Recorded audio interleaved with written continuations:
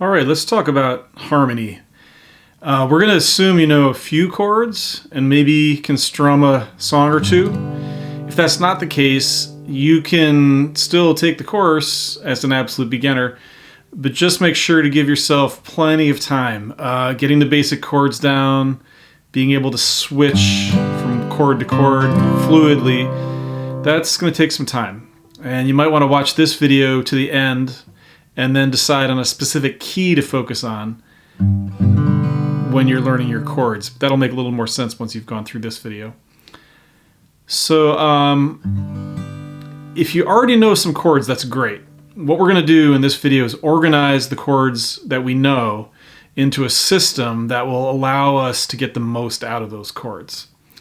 And in fact, if you can play the 15 chords that are listed on the PDF that goes with this video, you can play literally thousands of songs. And if you learn a few strumming patterns and a few little note runs, you will be welcome at any jam session, any old-time jam session, where people are playing old country or folk songs, that kind of thing. And what I tried to put in this lesson is some of the information that I wish someone had shown me in the earlier days when I was learning guitar. It's some really helpful information, and I hope that you enjoy learning it. So let's take a look at this. And I think ideally you should have the PDFs out in front of you for this. It'll make a lot more sense. So let's take a look at that chart that says primary chords. The way you read this is that there are 5 keys that we're focusing on that chart, and they happen to spell caged, which is just a nice way to remember it. So those keys are the key of C, the key of A, the key of G, the key of E, and the key of D. These are all major keys. These happen to be the most common keys on the guitar simply because of the way the guitar is laid out, and they happen to be the keys that are easiest to play in. So in each of these 5 keys, you're going to read across the chart, and what it's telling you is that in each key, so let's say the key of C, for instance, there are 3 chords that we call the primary chords, and those 3 chords go together incredibly well, and they show up in the vast majority of songs in the key of C. And we use Roman numerals to label those chords. So you can see a Roman numeral 1, a Roman numeral 4, and a Roman numeral 5.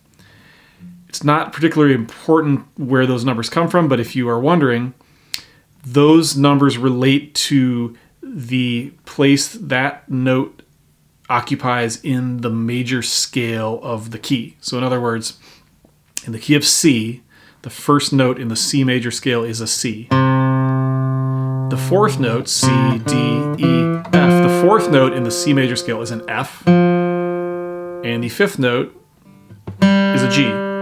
So we are building chords on notes in the major scale, and that is why we're calling them a 1 chord, a 4 chord, and a 5 chord. The Roman numerals are so that we don't get them mixed up with places where we use the other numerals. So anyhow, let's take a look at the key of C. What the chart's telling you is that in the key of C, the chords C, F, and G go together incredibly well. And I like to show people this by I'll just play at random C, F, and G, and it'll just sound like I'm playing a song no matter what I do. Won't be able to help making musical sense here.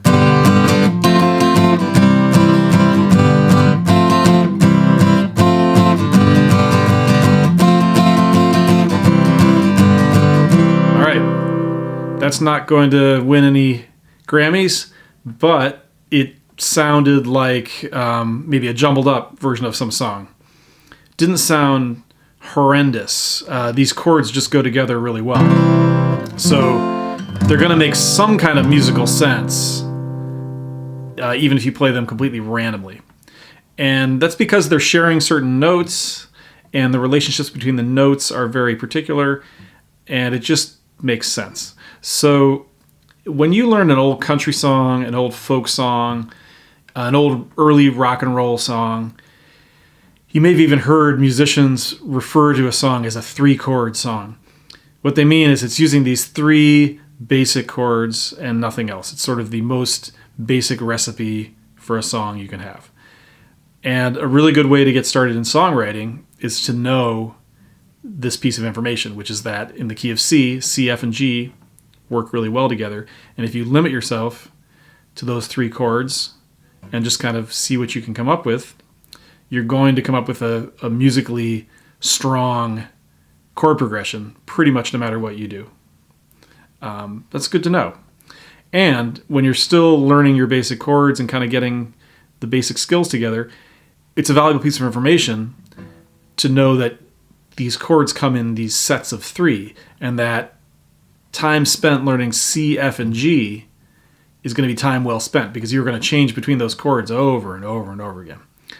So just real quick, the next key we're looking at on the chart would be the key of A, and the 3 primary chords would be A, D, and E. And then in the key of G, the chords are G, C, and D. And then in the key of E, they are E, A, and B, which really can only be played as a bar chord on the guitar.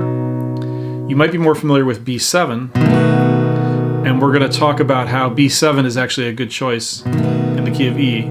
Now, our last key on that chart is the key of D. So we have D, G, and A.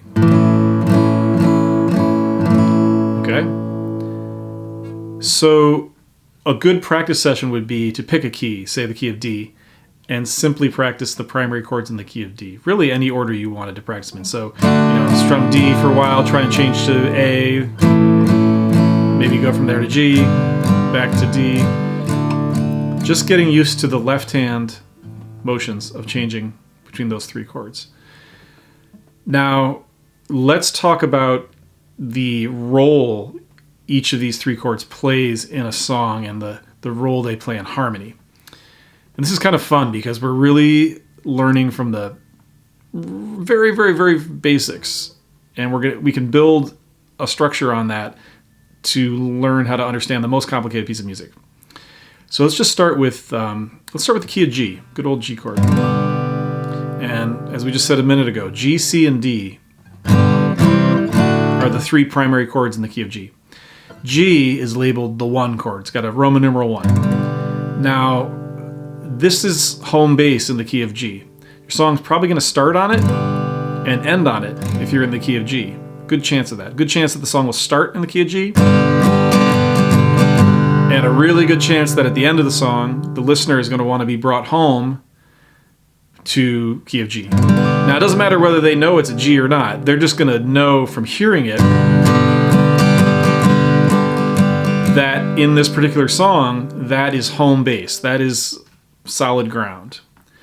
So let's imagine we start our song off and it has a nice long intro. Okay. Within a few seconds, or even less than a second, the listener has latched onto that as our ground, our solid ground, our home base, okay? And anything you do with chords from there is going to take them away from that. So let's say the first chord changes to a C chord. Okay, so you've moved on to the 4 chord. And the listener can feel it moving to that new place. And let's say you take them back to that 1 chord. Okay, now changing from the 1 chord to the 4 chord, that can be a fairly gentle chord progression to go from the 1 chord to the 4 chord, and from the 4 chord back to the 5 chord.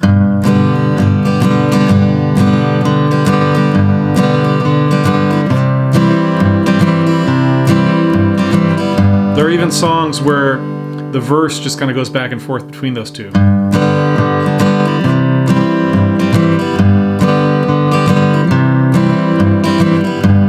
Okay? So one way to think of it would be, we've taken the listener from ground level to a few stories up in the air maybe, okay? And then we've brought them back down.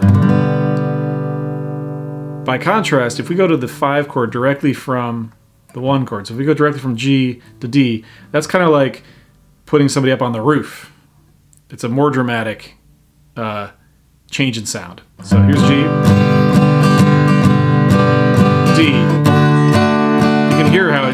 jumps to a more dramatic place. And then going back from the D to the G.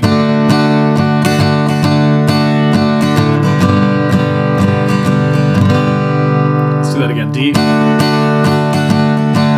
Back to G.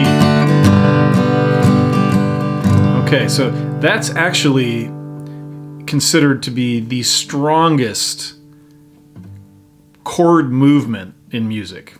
So from the 5 chord to the 1 chord. And another way to talk about it would be to say you're going down a fifth. So the distance between G and D in the G major scale is, as we said before, we have do, re, mi, fa, so, 1, 2, 3, 4, 5. So from this G note, G, A, B, C, D, it's the 5th note of the G major scale. And so we would say D is a 5th above G, 5th note in the major scale, and this would be going down a 5th. So from the chord built on the D, down to the chord built on the G. Now, that's really important information. The movement down a 5th is the strongest chord change in music. If you visualize a band ending a song and the drummer's going nuts and the guitar player's going, and they're going for maximum tension before they bring the song to a close, it's probably going to be the 5 chord. And then the audience is waiting to hear, waiting for them to bring it home and end the song. Now, it would be pretty unusual to go and then simply have that be the end of the song. It's been done, and it's actually kind of popular in pop music these days because it leaves the song with kind of an unfinished feel. But that's the exception to the rule. Usually the song is going to come back home to the 1 chord.